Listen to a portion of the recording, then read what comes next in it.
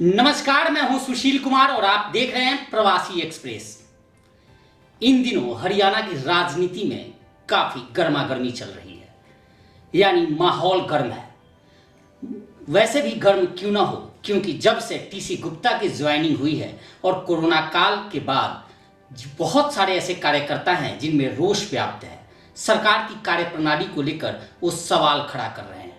हालांकि कई ऐसे कार्यकर्ता हैं जो पार्टी के गाइडलाइन से बाहर जाकर कुछ कहना पसंद नहीं कर रहे हैं, लेकिन कुछ लोग हैं जो खुले तौर पर मुख्यमंत्री मनोहर लाल खट्टर को पत्र लिखकर उनके भ्रष्टाचार की पोल खोल रहे हैं और उस पर कार्रवाई की मांग कर रहे हैं। इसी संदर्भ में गुरुग्राम के एक वरिष्ठ कार्यकर्ता ने मुख्यमंत्री को पत्र लिखकर कई आरोप लगाए हैं, कई उनके अधिकारियों पर आरोप लगाए हैं, उनकी कार्यप्रणाली पर सवालिया निशान खड़ा किया है। इस संदर्भ में हमने कल कोशिश की थी कि प्रदेश उपाध्यक्ष से इस संबंध में जाने, तो उन्होंने साफ तौर पे कह दिया कि यह पूरा मामला प्रवक्ता के हवाले है और प्रदेश अध्यक्ष के हवाले है। क्या कुछ कार्रवाई होनी है, क्या कुछ एक्शन लिया जाना है, या ऐसे जो आरोप लग रहे हैं इस पर क्या कुछ पार्टी सफाई देगी, इन्हीं सब मुद्दों के लिए हम यहाँ पहुंचे हैं। हमारे साथ हरियाणा बीजेपी के प्रदेश प्रवक्ता रमन मलिक जी हैं। इनसे जानेंगे कि जो ये आरोप लग रहे हैं इसको लेकर क्या कुछ कहेंगे। मलिक साहब, आपकी पार्टी के लोगों पर जो आरोप लग रहे हैं, पार्टी पर आरोप लग रहे हैं, कार्यकर्ता अब आरोप लगा रहे हैं। देखिए, ऐसा नहीं है कि कार्यकर्ता आरोप लगा रहे हैं। उन्होंने अपनी कोई भी कार्यकर्ता, ये कोई राजशाही तो है नहीं। हम सब ने एक सपना देखा, कमल के हाथ को पकड़ा और उसके लिए अपनी जी जान इकट्ठा करके मेहनत करी। उसके उपरांत पार्टी सत्ता में आई। पार्टी के एक वरिष्ठतम कार्यकर्ता को ये जिम्मेवारी दी गई कि वो पार्टी के कमल के निशान को संभाल के उस कमल के निशान के अंतर्गत इस सरकार को चलाएं, और वो सरकार बहुत सुंदर तरीके से चल रही है। हाँ, इतना ज़रूर बोल सकते हैं कि कहीं ना कहीं कुछ लोगों को कोई तकलीफ होगी, उनको उचित जो प्लेटफॉर्म्स हैं उस पर उठाना चाहिए। आप पत्राचार करें, वो भी कोई उसमें बुराई नहीं है, लेकिन मैं सिर्फ इतना कहूँगा कि परिवार की चीज़ को परिवार के सदस्यों के अंतर्गत ही बात करी जाए तो ज़्यादा उचित रहती है। जब नहीं करी जाती तो वो बात बाजारू हो जाती है, उसको बहुत अच्छे से नहीं लिया जाता। तो जो कार्यकर्ता हैं उनको सोच के समझ के करना चाहिए कि कहाँ क्या बात बोलनी चाहिए। और जो वरिष्ठ कार्यकर्ता हैं उनका साथ तो ये है, लेकिन अगर कहीं पे कोई दर्द है, कोई शिकवा है, तो मुख्यमंत्री जी तो बहुत बड़े दिल के व्यक्ति हैं और उनसे ज़्यादा दरिया दिल व्यक्ति नहीं है। उनके लिए तो अगर ये कहा जाए कि कबीरा खरा बाजार में सबकी मांगे खैर, ना काहू से दोस्ती और ना काहू से बैर, तो वो जो हैं उनका मन बड़ा विशाल है। वो संक्रमित सोच के व्यक्ति नहीं है, ना ही वो ऐसी सोच के व्यक्ति हैं कि किसी को कोई चीज़ पर्सनली लेंगे।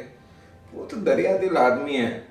लेकिन मलिक साहब, उन्होंने जब जो शिकायतकर्ता कुलभूषण भारद्वाज हैं जिन्होंने पत्र लिखा है, उनसे बातचीत हुई, उन्होंने कैमरे पर एक बात बोली कि वो कई बार उन्होंने मुख्यमंत्री या प्रदेश के बड़े पदाधिकारियों से वो समय मांग रहे थे, उनसे मिलने की बात कर रहे थे, अपनी बात को रखना चाह रहे थे, लेकिन पार्टी उनको दरकिनार किए जा रही है, उनकी बातें नहीं सुनी जा रही है।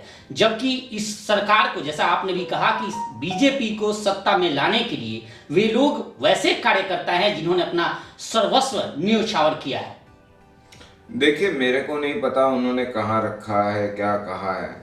उपयुक्त प्लेटफॉर्म है और वो उपयुक्त जगहें हैं। या हालांकि अब तो गुरुग्राम के जो निवासी हैं, कार्यकर्ता हैं, उनके लिए तो और सहूलियत है कि माननीय प्रदेश अध्यक्ष जी गुरुग्राम में ही काफ़ी समय बिताते हैं। तो मेरे को ऐसा नहीं लगता। हाँ, थोड़ा सा अगर आपके मन में कभी कोई चीज़ हो तो उसको बोल देने में कोई बुराई नहीं, लेकिन कहाँ बोलना चाहिए ये तो उम्र के साथ सोचना चाहिए। क्या पॉलिटिकल स्टंट मानते हैं क्या कि कुछ कार्यकर्ताओं का ऐसा भी होता है कि उनकी बातें नहीं सुनी जाती, मीडिया में अमूमन वो आ जाते हैं और कहीं ना कहीं उनका कुछ राजनीतिक हित सिद्ध नहीं होता, साबित नहीं होता, इसके चलते वो पार्टी की छवि खराब करने की कोशिश करते हैं? देखिए, जो व्यक्ति जिम्मेवार पदों पर रहा हो पार्टी में, अगर उसके लिए इस तरीके की कोई बात कहता है वो शायद गलत होगा। कुलभूषण जी मेरे को याद है 2014 में कार्यकारी अध्यक्ष भी बिल्कुल। थे, और अध्यक्षी का पदभार जो व्यक्ति संभाल चुका होता है उसको ये पता होता है कि पार्टी की क्या रीति नीति है। किसी विषय के ऊपर अगर उनको कहीं कोई मन में मलाल है तो बहुत सारे प्लेटफॉर्म हैं, बहुत सारी चीज़ें उनको वहाँ बोलना चाहिए। और जहाँ तक मुख्यमंत्री जी की बात है, मुख्यमंत्री जी तो फकीर आदमी है, ना आगे कोई ना पीछे कोई। झोला उठा के आए थे, झोला उठा के चले जाएंगे, उनमें कोई ऐसी मन में बात ही नहीं है। देखिए उनको ना कोई ऐसे शौक है कि उन्होंने बड़ी गाड़ियां में घूमना है, ना उन्होंने अपने कोई बेटा है या वो है जिसको पंचकूला में कोई प्लॉट दिलाना हो, कोई कुछ करना हो, वो तो ऐसे व्यक्ति ही नहीं है। हाँ, इतना जरूर होता है कई बारी उनके समक्ष कोई विषय नहीं पहुंचा हो, लेकिन जब भी उनके समक्ष कोई विषय पहुंचता है वो अपने हिसाब से उसको देखते हैं और अंदर जिस तरीके की कार्रवाई करनी है वो करते हैं। रमन मलिक जी, मैंने देखा है कि आप भ्रष्टाचार के खिलाफ मीडिया में काफी शोर करते थे। शोर करना इसलिए कह रहा हूं कि बिल्कुल अपनी आवाज बुलंद से रखते थे, उसको उजागर करते थे भ्रष्टाचार को। और अब चलिए, विपक्ष तो उठा ही रहा है, विपक्ष तो आरोप लगा ही रहा है, अमूमन विपक्ष लगाता है पार्टी पे, सरकार पे, परंतु अब जब कार्यकर्ता लगाने लगे, आरोप लगाने लगे, तो उसको किस रूप में आप देखते हैं? कहीं ना कहीं आप मानते हैं कि कुछ ना कुछ तो है, कुछ ना कुछ गड़बड़ तो है जिसे ठीक करने की आवश्यकता है? नहीं, देखिए, जो ये समझ के चले कि हमारे अंदर कोई गड़बड़ नहीं हो सकती, या तो वो व्यक्ति मूर्ख होता है और या उसकी सोचने की शक्ति जा चुकी होती है। हम ऐसा कभी नहीं सोचते। कोई भी विषय आएगा, जरूरी नहीं है कि हम उसको बाजार में लेकर जाएं, लेकिन वो विषय चला जाए, पार्टी के अंदर उसके ऊपर विचार विमर्श ना हो, जिस अधिकारी के समक्ष वो विषय जाना चाहिए, पार्टी के अधिकारी के समक्ष वो जाता भी है, उसके ऊपर देखा भी जाता है और उसके बारे में विचार भी करा जाता है, और उस विचार करने के बाद जो इंटरनली एक्शन लेना होता है वो भी ले लिया जाता है।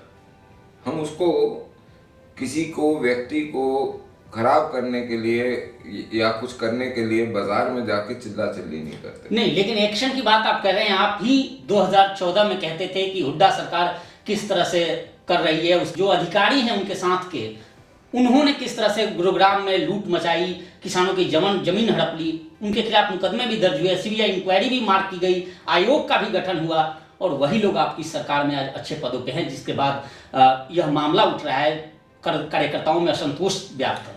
देखो सुशील जी, इसके दो विषय हैं और दोनों विषय को जरा ध्यान से समझना चाहिए।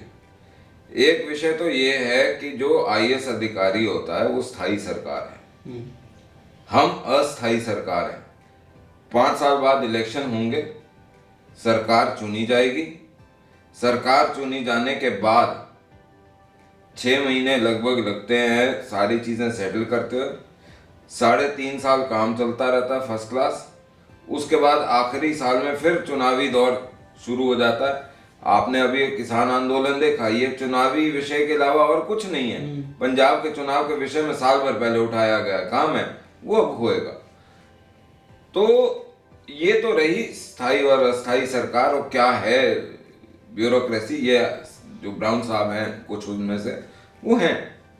लेकिन ये जो आप बात बोल रहे हैं ना कि जी हुड्डा सर के सहायता, मैं सीधे सीधे आ जाऊं, टीसी गुप्ता के ज्वाइनिंग को किस रूप में देख रहे हैं आप? वो सीएम साहब बोल चुके हैं, उस पर मेरा बोलना बनता नहीं है, सीएम साहब उसके ऊपर विषय। लेकिन आप ही 2013-14 में कहते थे कि टीसी गुप्ता ने यहाँ लूट मचाई, किसानों की जमीन। मेरी बात तो सुनिए। देखिए, एक तो गुप्ता जी वाले विषय पे सीएम साहब ऑलरेडी बोल चुके हैं, उसमें कुछ और स्पष्टीकरण की है ही नहीं आवश्यकता। लेकिन हाँ, इतना जरूर बोल दूंगा कि जो हमारा काम था, हमने इंक्वायरीज करनी थी, केसेस डालने थे, वो सब डाल दिए। जुडिशरी के पास अब विषय हैं सारे, जुडिशरी चल रही है, अपना काम करे, सरकार जुडिशरी में हस्तक्षेप नहीं करती। अगर कल को सीएम साहब या होम मिनिस्टर साहब ये सोचते हैं कि जी इसमें विलंब हो रहा है और वो ये कर दें कि कोई फास्ट ट्रैक कोर्ट बना दें, कुछ कर दें, तो शायद जनता और उनकी वाहवाही करे। अभी भी वाहवाही कर रही है। एज ए प्रवक्ता, अगर आप नागरिक भी हैं यहाँ के, अगर आपसे जानना चाहें कि जो कुछ जिस तरह से छवि चली है, जो खराब हुई है या खराब करने की कोशिश की गई है, हम ये शब्द का कह सकते हैं, इनको अगर ठीक करना हो सरकार के पास, तो क्या 2-3 पॉइंट्स अगर आप बताएं कि जिस पर काम करने की आवश्यकता है सरकार को, पार्टी को? वो मैं पार्टी को बता दूंगा सुशील। बिल्कुल बिल्कुल। फिलहाल इस पेशकश में इतना ही। देखते रहिए प्रवासी एक्सप्रेस।